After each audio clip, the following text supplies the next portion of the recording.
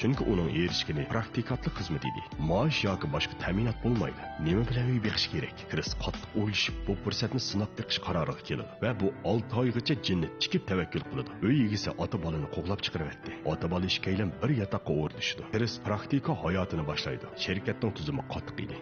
20 praktikatdan faqat birsila xizmatga qabul qilindi. Baholash xizmati natijasiga qarash bilan birlikda eng oxirgi imtihonda olgan nomerga bog'liq edi. Kris qanday qilish kerak? U boshqalardan 3 tirishchanlik ko'rsatish kerak. Har kuni hammalardan burun xizmat o'rniga yetib keladi. Xizmat vaqtida azaldan surishmaydi. Chunki u tozliq uyiga kirgidekmi vaqti yo'q edi. U boshqalardan 3 soat burun ishdan tushib, bolasini olg'ini boradi va yana 2 soatlik yo'lni avtobusda besib Toralg'uga qaytib keladi. Shirkatga yangi kelganligi uchun uning boshlig'i uni doim 20 yetim ishlog'i bor edi. Boshliqlarga yeydigan yoki ichadigan narsa to'shish, telefondagi xaridorlardan izo ishtish uning kundalik ishi bo'lib qoldi. Hattoki xaridorlarning sat gaplari bilan haqoratlashtirga u faqat bir kulimsirash bilan javob qaytarishga majbur edi.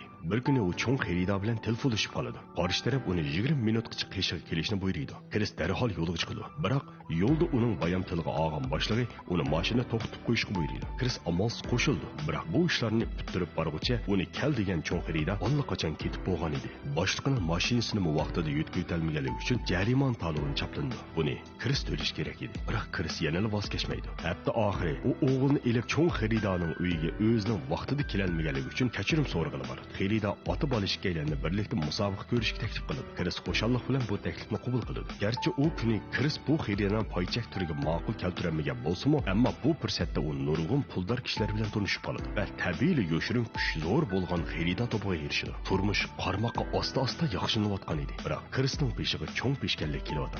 Krisning bank omonat kartasidagi pullari vaqtida topshirilmagan bojlarga yotqizilib, birdak musodir qilingan edi. Ya'ni uni barliq topgan tagini bank tarafidan musodir qilindi. Kris bayram bo'lgan edi. Bolakasi qo'sh kapti deganda uning eng oxirgi bir dona sahiya uskunisida koshili ko'rilib, setilmayotdi. Uzun vaqt yotoq pulni to'layolmaganligi uchun mehmonxona xo'jayini ularning yuk taxlarini sirtqa tashlab o'tgan edi. Ota-bolaning barg'udek yerimi qolmagan edi. Amalsiz qolgan Kris kechada dalda bo'g'idek bir yami topolmaydi va oxiri bir yerosti poyezd bekatiga yetib keladi. Nima qilishini bilmay gangrab qolgan Kris u yoq bu yoqqa to'xtamay menyotdi. O'g'li uningdan "Dada, biz nega boramiz?" deb so'raydi. Kris "Uqmayman" deyishdan boshqani bilmaydi. O'rindiqda o'ltirgan o'g'lining bechara qiyofatiga qarab Krisning ichi texmi ichishyotdi. Kris o'g'lining ko'nglini elish uchun bu sahiya uskunlarini bolasiga zamon olqish mashinasi deb tunishtirdi va o'g'liga "Biz buning orqali qadimgi zamonga bora olamiz" deb nihoyat o'xshitib, moslashib o'g'lini xushal qildi. O'g'limi dadasi bilan o'ynab, org'unligini unutib hayajonlanib ketdi. Mana bu eng o'sal ahvoldagi go'zal tasvir umidsizlik bilan xushallikni o'ziga mujassamlagan edi. Kris o'g'lini ilib tozliq uyiga kirib oldi. Bu kecha ota bola bu yerda tunmoqchi edi. Kris tozliq qog'oz bilan o'g'liga o'rin silib bergan edi. Sirtdagilar ishkin to'xtamay qiqyotdi.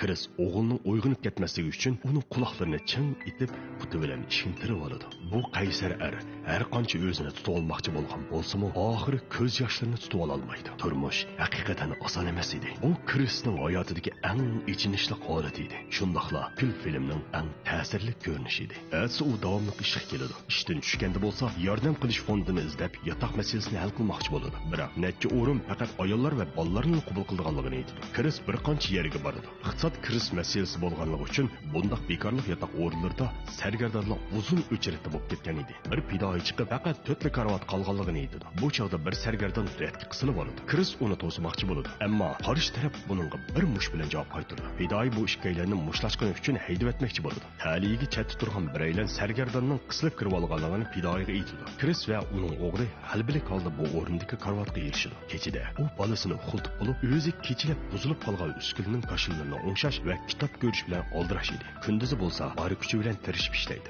Ishdan tushganda bo'lsa, karvat olishning qo'ydi. Ba'zi karvat yetishmagan kunlar bo'lsa, davomli yerosti poyezd bekatining tozliq uyida kechini o'tkazadi. Biroq Kris hech qanday ahvol ostida o'ginishini to'xtatib qo'ymagan edi. Imtihon oxiri yetib keldi. Bugungi Kris eng tez suratda imtihon qog'ozini tamomlab topshirib, o'g'lini ilishga yo'lga chiqdi. Ammo shirkat oldida cho'ng xo'jayin Krisdan $5 parcha pul berishni so'raydi. Kris ishkinib qolgan edi. Beraymi? $5 boshqalar uchun cho'ng pul bo'lgani bilan Kris uchun muhim edi. Natijada u amalsiz yana beribdi. Oz o'tmay u qon punktiga berib qon sotgan edi va bu pullar bilan bir lampa setib olib taşılı ko'rilgan uskunni remont qilishga boshlaydi. Bu kecha u oxiri bu uskunni o'ngshab chiqdi. Vekyuchatilni besishi bilan birlikda umidning nuri bu qorong'ulik bosgan sargardonlar yotig'ini yo'rtib etgan edi.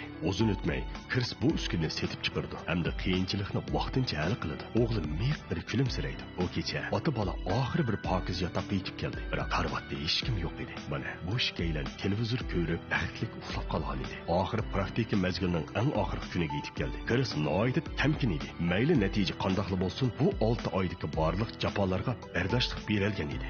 Bu kuni direktor tuyuqsiz uning ismini chaqirdi. Chrisning ko'ngliga ayon bo'lishga boshladi. Boshliqqa uning bilan suhbatlashmoqchi edi. Chris jiddiylashib ketdi. Ko'zoynakini elib, chopinni kiyib, ishonch bilan ishxonaga kirdi. Chris hammaylar bilan ko'rishib o'rnida o'tirdi va chaqchaq qilib, o'zining oxirgi kunda ko'ynak kiyib kelganligini aytdi. Xo'jayinmi javoban, "Atimi kiyib kelgan" deb uningga xizmatga rasmiy qabul qilganligini bildirdi. Azaldan ig'ir besiq Chris bu qitim nim deb javob qaytarishini bilolmadi. U ko'zlarini yo'g'on ichib, to'xtamay beshini lang'ishtib, ko'z yoshlarini tutilish uchun tirishayotdi.